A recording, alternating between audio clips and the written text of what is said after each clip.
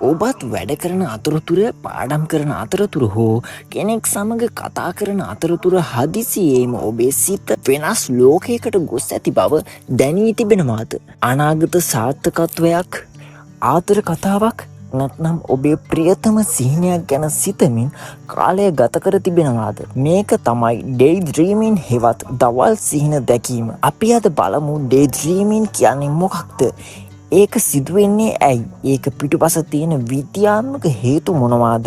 සහ එය අධික වුණොත් පාලනය කරගන්නේ කොහොමද කියලා. මුලින්ම අපි බලමු මේ ඩේ ඩ්‍රීමින් කියන්නේ මොකක්ද කියලා. ඩේ ඩ්‍රීමින් කියන්නේ අපේ මනස වර්තමාන කාර්යන් ඉවත් කරලා අභ්‍යන්තර සිතුවිලි, මතකයන් හෝ අනාගත සිදුවීම් ගැන සිතන්න පටන් ගන්න තත්වයක්. විද්‍යාඥයන් කියන විදිහට සාමාන්‍ය පුද්ගලයෙක්ගේ සිත දිනකට 130 සිට 150 පමණ කාලයක් වර්තමාන කාර්යන් ඉවත් වී වෙනස් සිතුවිලි වල යෙදෙනවා.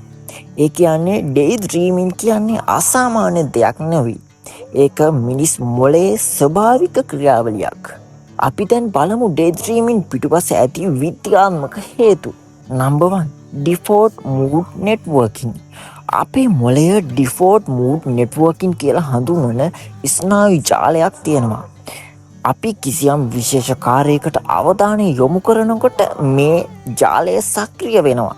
මේ අවස්ථාවේදී මොළය අතීත මතකයන් සකස් කරනවා, අනාගතය සැලසුම් කරනවා, තමන් ගැන සිතනවා, සමාජ සම්බන්ධතා ගැන විශ්ලේෂණය කරනවා. ඩේ ඩ්‍රීමින් බොහෝ විට මේ ජාලය ක්‍රියාත්මක වීම නිසා සිදුවෙනවා.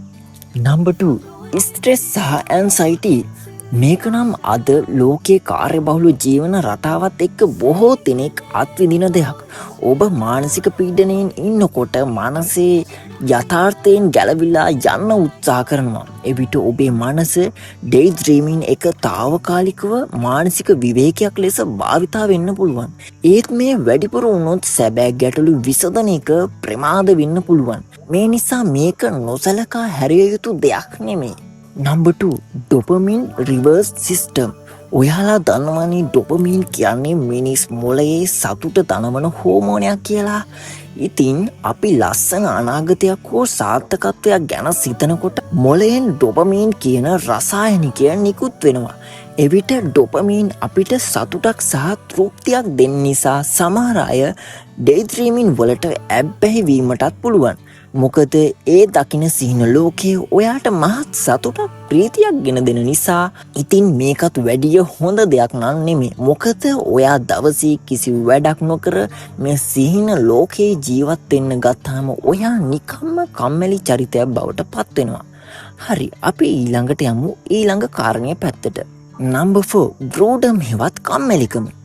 වැඩක් නැති වෙලාවට හෝ රස නැති කාර්යයක් යෙදී සිටින විට මොළය උත්තේජනයක් හොයනවා. එවිට සිත ස්වංක්‍රීයව මනෝකල්පනා ලෝකයකට යනවා. ඊට පස්සේ ඔයා ඒ ලෝකේ ජීවත් වෙන්න ගන්නවා මිසක් ඔයාගේ කාර්යයන් ටික ඔයාට කරගන්න බැරි වෙනවා. එහෙනම් බලමු මොනවාද මේ ඩේ ඩ්‍රීමින් වල වාසි කියලා. මේ ඩේ ඩ්‍රීමින් එක ඇතුලේ හැම ඩේ ඩ්‍රීමින් එකක්ම නරක නැහැ. පර්යේෂණවලට අනුව ඩේ ඩ්‍රීමින් නිර්මාණශීලීත්වය වැඩි කරනවා, අනාගත සැලසුම් කිරීමට උපකාරී වෙනවා, ගැටලු විසඳීමේ හැකියාව වැඩි කරනවා, මානසික විවේකයක් ලබා දෙනවා. මේ වගේ හොඳ දේවලුත් අපිට මේ ඩේ ඩ්‍රීමින් වලින් ලැබෙනවා. ඒ වගේම තමා ඕනෑම දෙයක හොඳක් වගේම නරක පැත්තකුත් තියෙනවානේ.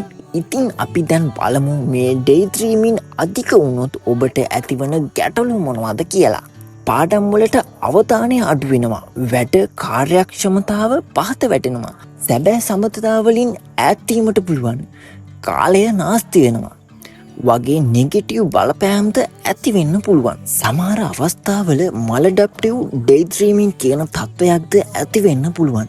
එහිදී පුද්ගලයා දිගු කාලයක් මනෝකල්පනා ලෝකයක ගත කරනවා. හරි, එහෙනම් දැන් බලමු ඩේ ඩ්‍රීමින් පාලනය කරන්නේ කොහොමද කියලා. නම්බර් 1 මයින්ඩ්ෆුල්නස් ප්‍රැක්ටිස් කරන්න. ඔබ දැනට සිදුවන දේ පිළිබඳ අවධානය යොමු කරන්න. ඔබට ඔබේ සිත වෙනත් තැනකට ගොස් ඇති බව දැනුණු විට නැවත වර්තමානයට ගෙනෙන්න. මයින්ඩ්ෆුල්නස් ප්‍රැක්ටිස් කියන්නේ වර්තමාන මොහොතේ සිදුවන දේවල් ගැන හිතාමතා අවධානය යොමු කිරීමයි. ඉතින් මම මේක උදාහරණ කීපයක් එක්ක කතා කරන්නම්. එතකොට ඔයාට හොඳට පැහැදිලි වෙයි. ඔබ ඩේඩ්‍රීමින් කරන බව දැනුනොත් ඔබට පෙනෙන දේවල් 5ක් නම් කරන්න. ඔබට ස්පර්ශ කර හැකි දේවල් 4ක් නම් කරන්න. ඔබට ඇසෙන ශබ්ද 3ක් හඳුනා ගන්න. ඔබට දැනෙන සුවඳ 2ක් හඳුනා ගන්න. ඔබට රස විඳිය හැකි දෙයක් හඳුනා ගන්න. මෙය මනස නැවත වර්තමානයට ගෙනෙයි. අපිට මයින්ඩ්ෆුල්නස් බ්‍රීතින් වගේ දෙයක් මගින්ද නැවත මනස වර්තමානයට ගෙනෙන්න පුළුවන්. හරි, අපි දැන් බලමු මේක කරන්නේ කොහොමද කියලා. මුලින්ම ඔයා සුව පහසු ලෙස වාඩි වෙන්න. හුස්ම ඇතුළට ගන්න විට අවධානය හුස්මට දෙන්න. හුස්ම පිට කරන විට ඒ ගැන පමණක් අවධානය යොමු කරන්න. සිත වෙනත් තැනකට ගියොත් එය විනිශ්චය නොකර නැවත හුස්මට අවධානය ගෙනෙන්න. උදාහරණයක් විදියට ඔබ පාඩම් කරන අතරතුර හදිසියේම මනස වෙනත් ලෝකයකට ගියා කියලා හිතමු. ඒ වෙලාවේ වටපිට බලලා ඔබට පේන දේවල් 5ක් නම් කරන්න. ඊට පස්සේ ගැඹුරු හුස්මක් අරගෙන හුස්ම ඇතුළට යන එක සහ පිට වෙන එක ගැන තප්පර 30ක් අවධානය දෙන්න. මේක තමයි මයින්ඩ්ෆුල්නස්. ඒක මනස නැවත වර්තමාන මොහොතට ගෙනෙන සරල ක්‍රමයක්. මං හිතනවා ඔයාට දැන් මේක හොඳට පැහැදිලි වෙන්න ඇති කියලා. ඉතින් මේ ගැන ඔයාගේ අදහස කමෙන්ට් එකකුත් දාගෙන යන්න. අනිත් අයටත් බලන්න. නම්බර් 2 පොමඩෝරා ටෙක්නික් භාවිතා කරන්න. විනාඩි 25ක් වැඩ කරන්න. ඉන්පසු විනාඩි 5ක විවේකයක් ගන්න. මේ ක්‍රමය අවධානය රඳවා ගැනීමට උපකාරී වෙන හොඳ ක්‍රමයක්. නම්බර් 3 ස්ලීප් ක්වොලිටි වැඩි කරන්න. නිින්ද අඩුවීම නිසා මනස වැඩිපුර ඉවතට යනවා. හොඳ නිින්දක් කියන්නේ අපේ ජීවිතයට අත්‍යවශ්‍යම කාරණයක්. දිනකට පැය 7ක් 9ක් වගේ හොඳ නිින්දක් ලබා ගන්න. නම්බර් 4 ඩේඩ්‍රීම් ට්‍රිගර්ස් සොයා ගන්න. ඔබ වැඩිපුර ඩේඩ්‍රීමින් කරන්නේ කවදාද කියලා කාලසටහනක් හදාගන්න. උදාහරණයක් විදිහට කම්මැලි වෙලාවට, ස්ට්‍රෙස් වෙලාවට, තනිව සිටින වෙලාවට. ට්‍රිගර් එක හඳුනාගත්තොත් ඔයාට පුළුවන් ඒක පාලනය කරන්න. Number 5 physical activity. මේක අපේ ජීවිතයේ බොහෝ දේකට පොසිටිව් බලපෑම් ඇති කරන ක්‍රමයක්. ව්‍යායාම කිරීමෙන් මොළයේ අවධානය සහ මතකය පාලනය කරන කොටස සක්‍රිය වෙනවා.